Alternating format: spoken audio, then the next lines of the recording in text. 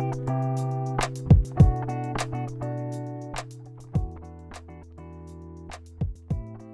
is up, fellow bench warmers? Welcome to another episode of Fantasy Bench Warmers. My name is JJT, your host, and we have Komish with us. It's a week 2 preview episode for today. We are sorry we didn't have an episode yesterday because our schedules didn't match. And I had some issues with my phone that so the messages went in delayed. Anyway, today we're going to talk about week 2 schedule. Komish, how's your week 1, by the way?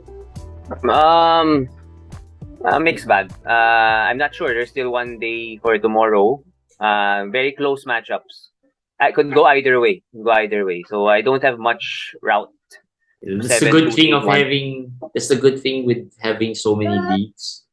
You can't really feel pain or pleasure of winning because it's a mixed bag. Like Komish said, there's some teams that you're gonna win, some matchups you're gonna lose, and that's okay. I mean, I think that's better than just having a few teams and all of them lost, right? At least there's some silver lining to your week. All right, week 2 schedule. Week 2, Komish. So week 2, any teams with an advantage when it comes to the games, number of games? There are 15 teams with 4 games, 14 teams with 3 games. So overall, they're balanced, as we can say. Week 1 we had less games, but week 2 now full blast. Every day we have games. And there would be a lot more games. But there's one team in particular who, not disadvantage, which is Sacramento. Sacramento Kings. 2 games. They have 2 games. They only have 2 games. So if you have Sacramento players, you'll probably be at a disadvantage. If you have players like the Aaron Fox, Sabonis, Keegan Murray. The worst thing here is that they have a 3-day break to start the week. So it's not even like their games are spread. Oh, actually, it's worse, or I don't know if it's worse or better. But usually, 2-game weeks I've seen that they have one on Wednesday and then another on maybe the later part of the week. But this one, they have Tuesday, Wednesday, Thursday. They don't have games. So if you have like Huerter, I know Huerter's a 12-team, 14-team league guy, but kind of gets hard to hold him if you don't play him for 3 games, right?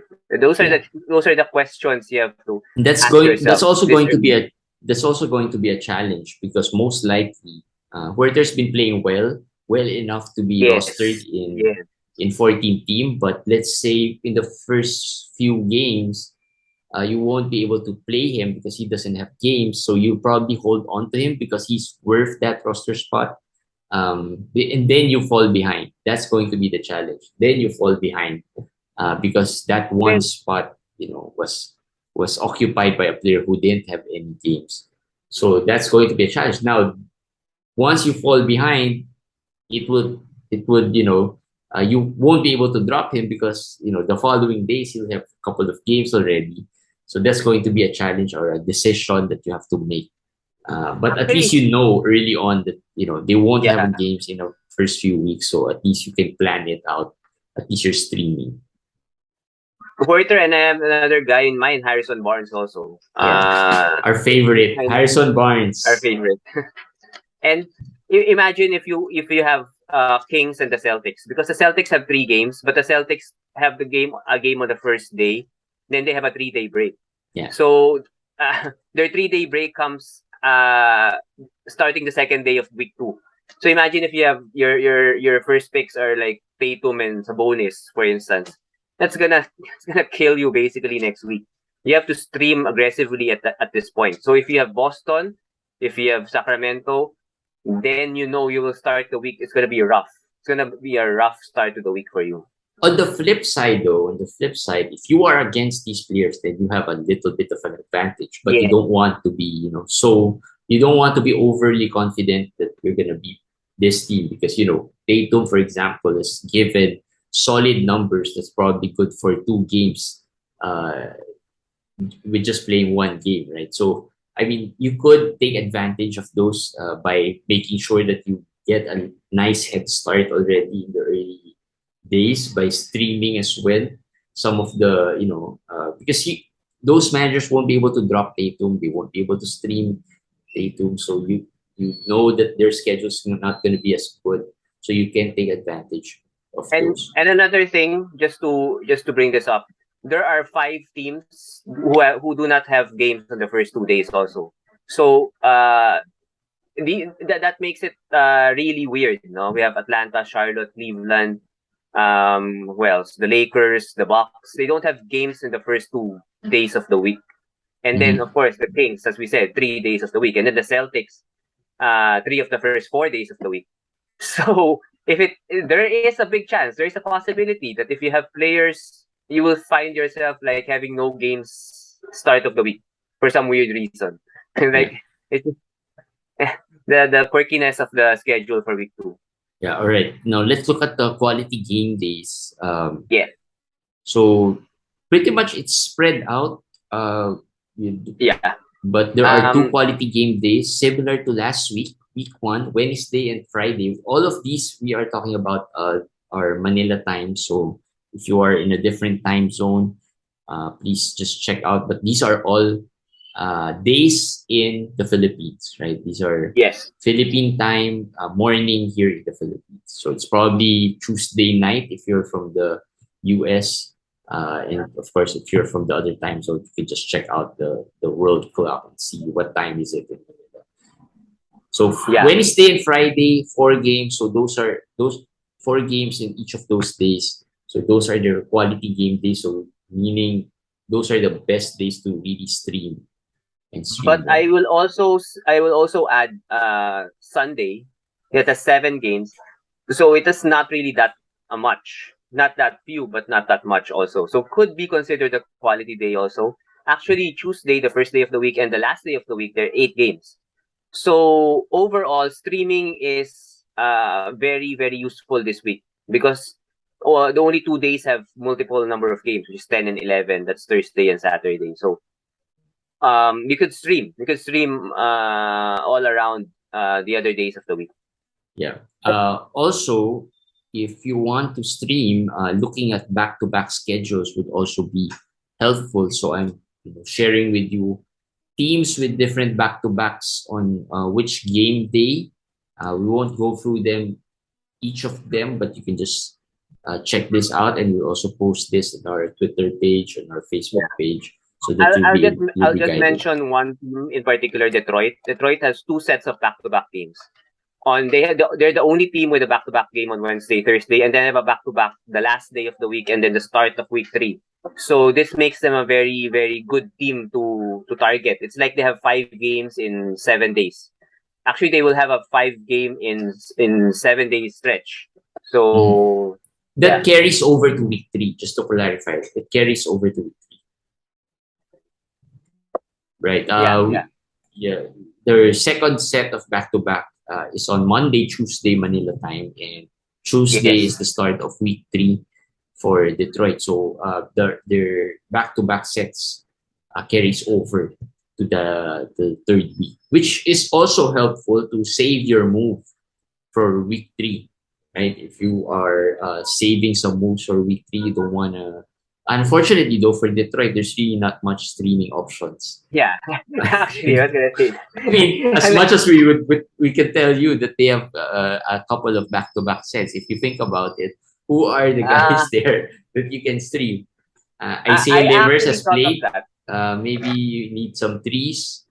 Who else? Duren has been, Killian. Has he been playing?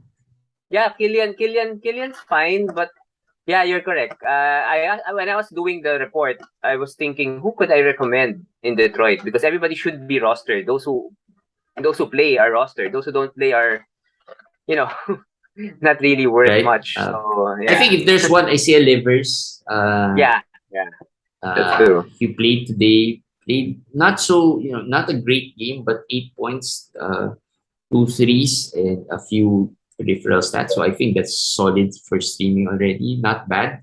But yeah, other than him, I don't see anyone unless there's an injury that comes up. But yeah. So Detroit, probably has the best back-to-back schedules. Now let's talk about the best schedule when it comes to matchups. We have two teams who we consider to be to have the best schedules. One is the Minnesota Timberwolves. Yeah, and then the San Jazz. Antonio Spurs. The Utah Jazz, yeah, and the Spurs. I will just mention that the Wolves schedule next week. Well, you cannot say Wolves next week has a good schedule if you don't include the Spurs because they play three times next week. They both play 4 games and they play 3 times against each other. It's like a playoff series. They play on the first day, the third day, and then the last day. So, and we know the Spurs this year, they have the second to the worst defensive rating in the NBA. And the Wolves are in the bottom half also of defensive rating.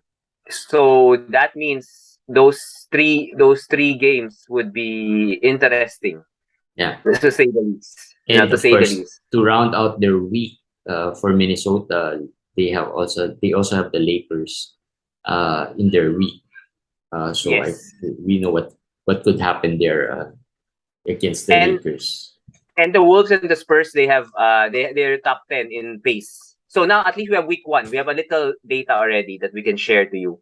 They are top 10 so far in pace, the Wolves and the Spurs.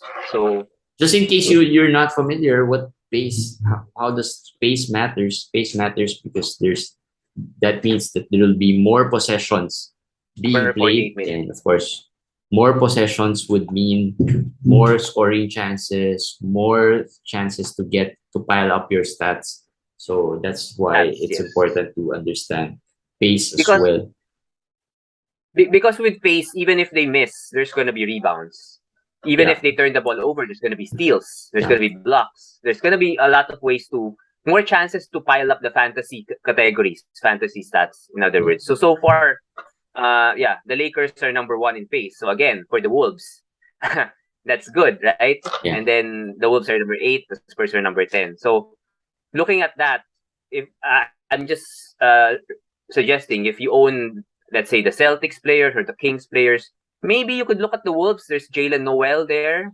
That's it. Well, if somebody dropped Jaden, I'm sure nobody dropped Jaden, but maybe San Antonio, though, there could be some streamers there in San Antonio. Maybe Doug McDermott. Yeah. Right? Doug or Zach Collins. Or Josh Primo.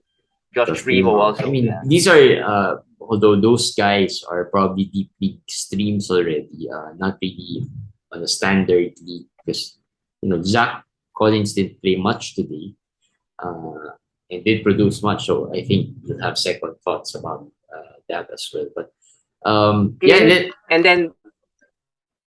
The third team you mentioned is Utah. Yeah.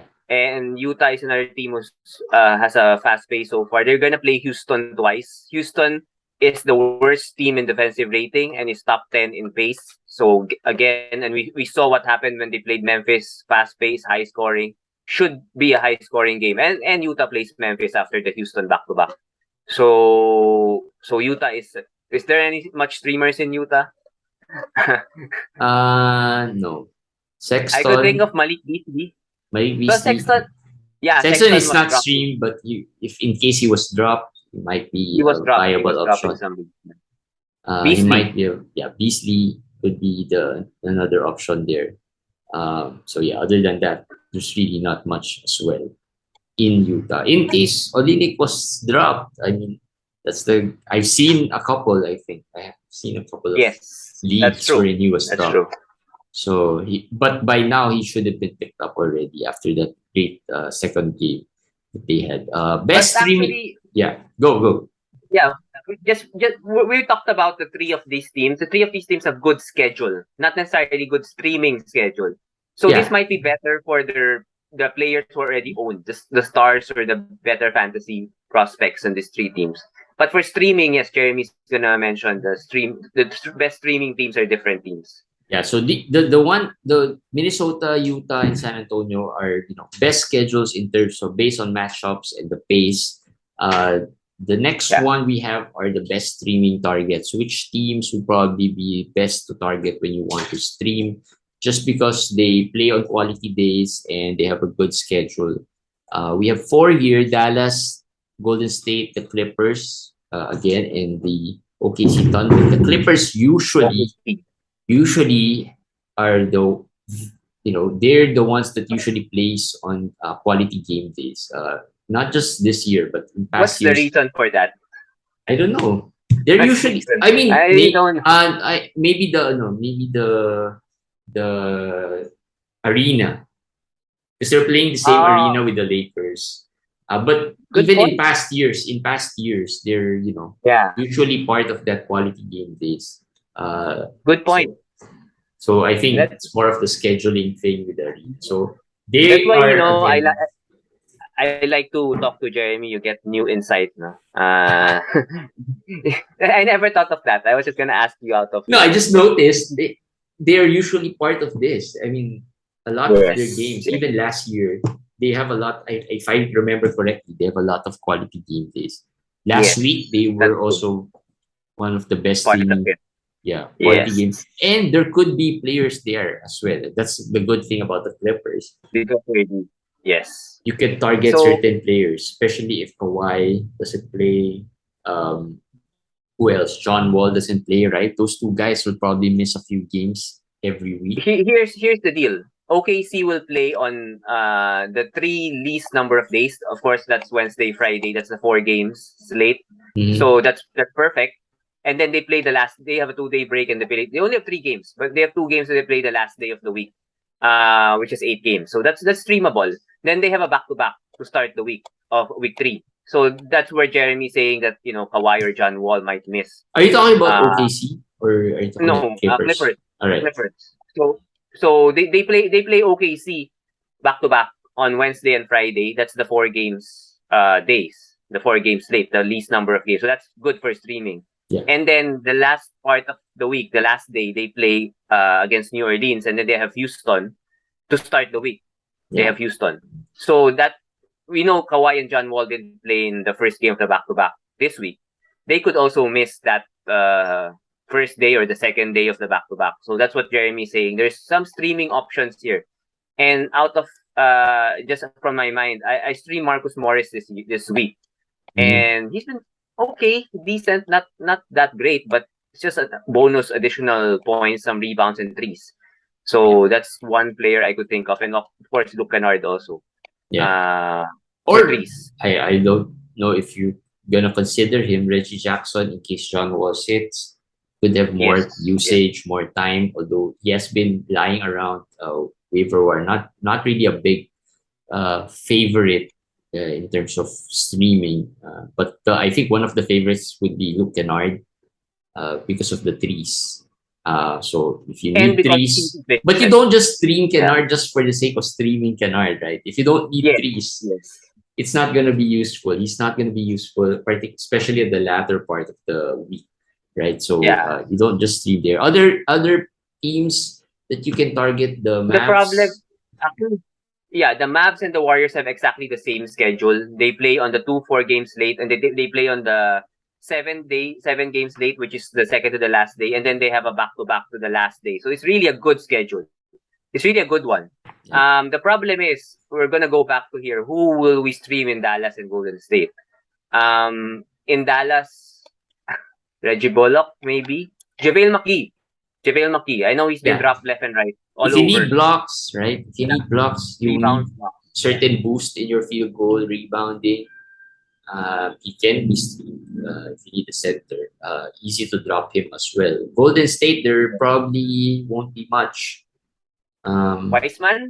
James Wiseman, maybe. I don't think he's on the waivers. Yeah, he is. He is in 2 or 3 of my leagues in the FPW side, and one in the other non-FPW leagues. So there are some Wiseman available. Yeah. People did drop him, so maybe he's there for you. But outside of him, Donte's been non-factor. Kuminga, Moody, these guys, not much really appealing options in Golden State. So OKC is the last. OKC is the last team. there you can have some stream. Trey-Man can be streamed. I mean, I think that's Poku in case he was dropped, maybe. He didn't have a good game today, but he might have been dropped. Treyman, Poku, those are the two guys I can think of. JRE played a little better today, so low end stream. But I think Treyman is the best stream there of all. Actually, okay, OKC schedule is Wednesday, Friday, the 4-game weeks, and then Sunday. So it's every other day. So this is actually better than the Clippers because basically every other day you don't have to drop the player that you stream. No, there's just one day in between. My guy here will be Beasley. Beasley. I forgot about Beasley. Yeah. Beasley today 2 steals, 3 blocks. Beasley's a good block guy. He averaged 1 point something last year. This year he's got 5 or 6 already in two games. So could be a good player, but of course with what he's in the waiver wires for a reason because of the percentages, because of turnovers. No, the good thing about Beasley now is that he doesn't play too much. That's right. True. So the percentages are not as bad as before. Yes. Although, having said that, the scoring won't be as good as well as before, and the threes won't be as good. But today he had a decent line for 19 minutes. I think he had 8 points, a couple of threes. The 2 steals, 3 blocks, I think were solid. I think those were the biggest things that he can contribute to your team. So if he can give you 6 blocks in the 3 games next week, that's a bonus already. Yeah. I think blocks are hard to come by. I mean, there are lots of blocks guys that are not blocking at this point, like Mo Bamba. They're already on the waivers, right? Ball could be an option, but no, not much else after that. Plus, you're not sure with the minutes. At least Beasley could be a better option as well. So yeah, those are your stream targets based on the quality days and the schedule. Dallas, Golden State, and the Clippers. All right, that's the week 2 preview, guys. Preview episode that we have. And that's it for this episode. We'll talk more about the players in another episode, another quickie of ours. So just try to catch that and subscribe to our YouTube channel so you'll be notified when we have a new episode up. All right, guys. We'll see you guys again in the next episode. Bye. Bye.